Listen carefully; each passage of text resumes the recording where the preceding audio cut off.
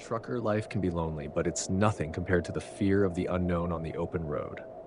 I had driven through snowstorms, pitch black highways, and roads so empty they felt like another world.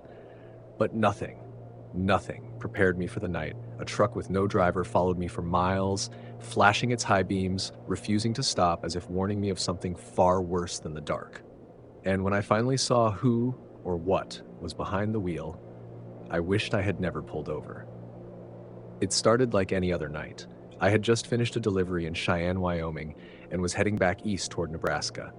It was past midnight, the roads nearly empty except for the occasional car or truck passing in the opposite direction. The radio buzzed with static, and the dull hum of my diesel engine kept me company as I sipped my gas station coffee. I wasn't new to night drives. I actually preferred them, less traffic, fewer distractions. But that night, something felt off. It started when I noticed a pair of headlights in my side mirror. A semi-truck, old and battered, was creeping up behind me. Its headlights flickered as if the electrical system was struggling to stay alive. It looked like a relic from another time, the kind of rig that should have been long retired. At first, I didn't think much of it. Maybe another driver on a long haul, just like me. But then, flash! The truck's high beams flicked on. I squinted against the sudden brightness, muttering under my breath. Annoying, but not uncommon. Maybe they were signaling for me to speed up or move over. I tapped my brakes lightly, trucker language for back off. The other truck didn't. Instead, it flashed its high beams again, and again, and again. My hands gripped the wheel. The highway stretched ahead, nothing but darkness and the faint glow of far-off cities. "All right, buddy, what's your deal?" I muttered. I switched lanes, letting the truck pass, but it didn't. It stayed right behind me, tailgating so close that I could almost feel the heat of its engine. Flash! Flash! Flash! It was warning me. But of what? I wasn't about to play chicken with some road-raging lunatic. I pushed my truck a little faster, watching the speedometer climb. But no matter how fast I went, the truck stayed right behind me, keeping perfect pace. And then, I saw something in my side mirror. The driver, or at least, I thought I did. A figure sat in the cab, barely visible behind the grimy windshield, but something about it was wrong. The posture, the way the head tilted slightly forward, unmoving. Most truckers keep their hands at 10 and 2, constantly adjusting, shifting gears, checking mirrors, but this figure sat completely still. Not even a twitch. I swallowed, my throat dry. This wasn't normal. Then, the headlights cut out. My heart slammed against my ribs. The highway behind me was suddenly pitch black. No headlights, no engine rumble, no sign of the truck at all. I checked my mirrors. Nothing. It was just gone. I let out a nervous laugh. Maybe it had turned off an exit without me noticing. Maybe I was just tired, my brain playing tricks on me. But then, flash! The high beams exploded behind me again. The truck was back. Closer than before. And now I could see the driver's seat was empty. I had to get off the road. Whatever this was, I wanted no part of it. I spotted a truck stop ahead, one of those 24-hour diners with gas pumps and a lot full of parked semis. Safety in numbers, right? I pulled in fast, tires screeching against the pavement. My heart pounded as I watched in my mirrors, expecting the truck to follow, but it didn't. It rolled past the exit, continuing down the highway as if it had never existed in the first place.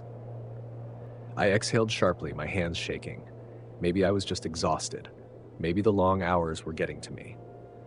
I parked, climbed out, and stretched my legs, still feeling the tension in my shoulders. The diner's neon lights buzzed overhead, a few other truckers sitting outside smoking cigarettes. I was about to head inside when something made me turn. Across the lot, in the dimly lit section where broken-down rigs were left to rust, there it was. The same beat-up truck, and this time the driver's door was hanging open.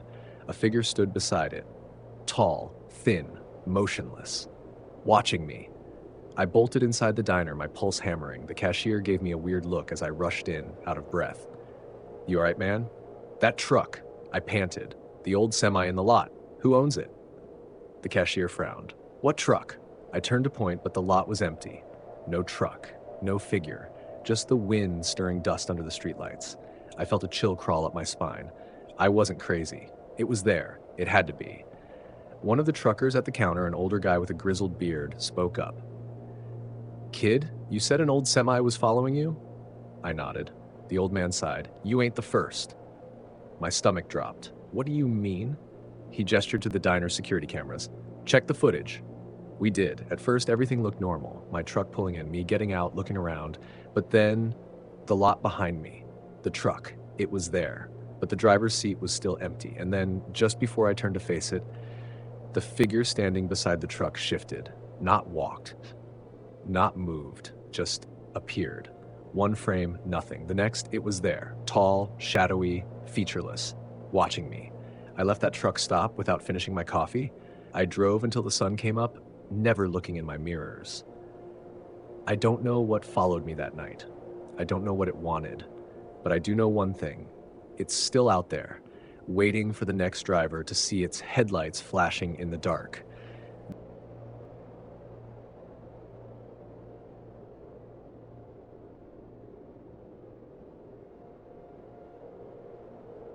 Truckers are used to the loneliness of the open road, the endless stretch of highway, the darkened landscapes, the eerie quiet between stops. But sometimes, that loneliness whispers back. Sometimes, the road hides things that don't make sense. And sometimes, stopping for gas is the worst decision you can make. It was just past 2 a.m. when Jake Rollins realized he was running low on fuel. A seasoned long-haul trucker like he knew better than to push his luck on these isolated Nevada backroads. The desert stretched endlessly in all directions, the only company being the soft hum of his engine and the skeletal remains of dead trees along the horizon. He hadn't seen another vehicle for hours, and his gas gauge was dipping dangerously low. Just when he started to feel a prickle of unease, his headlights caught a flickering neon sign in the distance. Roy's Gas and Service. The place looked old, like it had been standing there, forgotten for decades.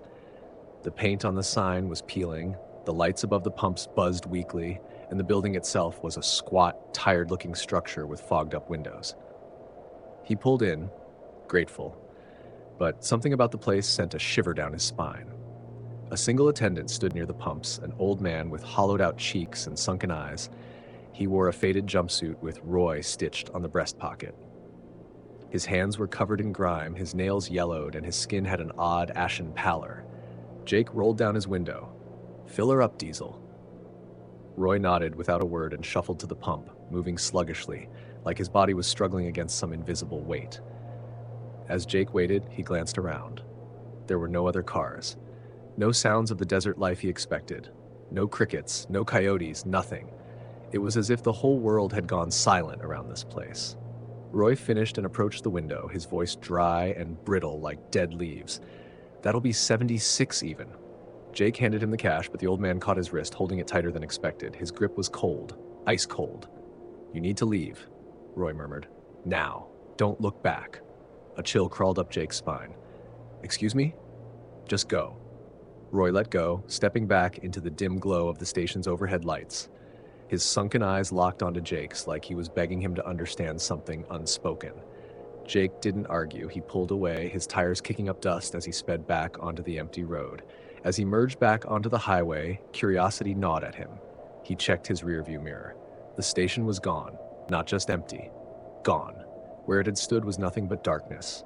No lights, no building, not even a signpost. Just an overgrown lot with a collapsed husk of something long abandoned, tangled in vines and decay. His stomach turned. His hands tightened around the wheel. Maybe it had been a trick of the eyes. Maybe exhaustion was playing games with him. He pushed the thought away and focused on the road ahead. But the night felt different now. Darker. By dawn, Jake reached a diner in a small desert town. The place was bustling with locals, their conversations a comforting hum of normalcy. He sat at the counter, ordered coffee, and, after some hesitation, decided to ask, "Any of you know a place called Roy's Gas and Service? Old station, maybe 30 miles back?" The diner fell silent. The cook turned from the griddle. The waitress stopped pouring coffee. An older man in a cowboy hat set down his fork, his expression grave. "Son," the man said slowly, "that station burned down nearly 30 years ago." Jake felt the world tilt beneath him. "No, that can't be right. I stopped there last night. Got gas." The man shook his head. "Ain't possible." Jake's mouth went dry. "There was an attendant, older guy. Name tag said Roy." A beat of silence. Then the cowboy hat man muttered, "Roy died in that fire. He was trapped inside." Jake felt the blood drain from his face, the grip on his wrist, the way Roy's eyes pleaded with him, the ice-cold touch. A shudder ran through him as he fumbled for his phone. He searched online, his fingers trembling. There it was, a news article from 1994. A fire, a total loss, a lone employee who never made it out. His stomach twisted. He reached for his wrist, rubbing the spot where Roy had grabbed him. His skin still felt oddly cold. And then he noticed something else. His gas gauge, full. But the receipt on his passenger seat, blank. Jake never used that route again. He never stopped at another lonely station in the middle of the night. And to this day, he can't explain what happened. But sometimes when he thinks about it, he wonders, was Roy trying to warn him? And if he had stayed just a little longer, what would he have seen? What would have happened to him? Next time you're driving alone at night and see an old gas station in the middle of nowhere, be careful who pumps your gas.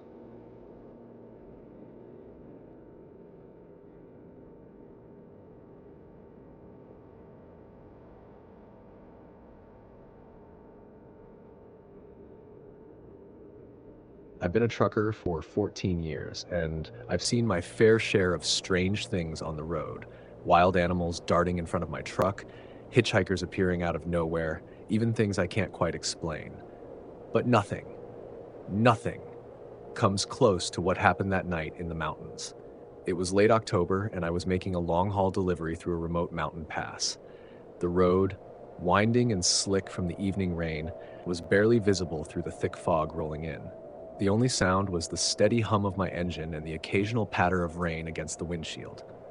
Somewhere around 3 a.m., I spotted something up ahead, a figure. At first, I thought it was an animal, maybe a deer.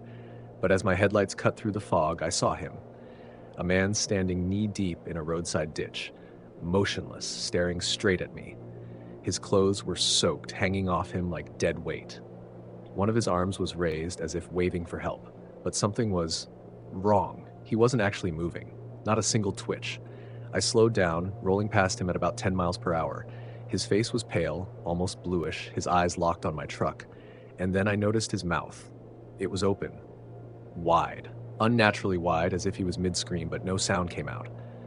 A chill ran down my spine. I wanted to help, I really did, but instinct screamed at me to keep driving. As I eased past him, my headlights swept through the dense trees lining the road. And that's when I saw them, dozens of figures standing among the trees, deathly still. They were just there, barely visible through the mist, all facing the road. Watching. I slammed my foot on the gas. My truck roared forward, tires skidding slightly on the wet pavement. My hands were white-knuckled on the wheel, my heart pounding in my ears. I didn't look in the mirrors. I didn't want to see if they had moved. I drove for miles, the fog swallowing the road behind me. When I finally reached the next town, I pulled into a diner parking lot and just sat there, gripping the wheel, trying to catch my breath. I didn't sleep that night. The next morning, I went to the local police station, feeling ridiculous as I explained what I'd seen. The officer at the desk listened quietly, nodding. Then he sighed and said, "You're not the first one." My stomach twisted. He pulled out an old map and pointed to the stretch of road I had driven through. We get calls about that area at least twice a year. Sometimes it's a hitchhiker that doesn't move. Sometimes it's someone lying in the road. And sometimes the truckers don't make it here at all. I stared at him. "They vanish?" I asked. He nodded. Trucks abandoned on the side of the road, engines still running, no sign of the driver. A cold dread settled in my chest. I asked if they ever found the missing drivers. The officer hesitated, then slid a folder across the desk. Inside were photos, mugshots, dozens of them. Men and women, different ages, different backgrounds, all missing. "Every single one of these people was last seen driving that road," the officer said. "And here's the real kicker. Some of them, they were reported missing decades ago. But every now and then someone will swear they saw them, standing by the road." I felt sick. I left the station in a daze, climbed back into my truck, and made a silent promise to myself. I would never take that road again. And if I ever saw someone standing in a ditch, waving for help, I wouldn't stop. Not for anything.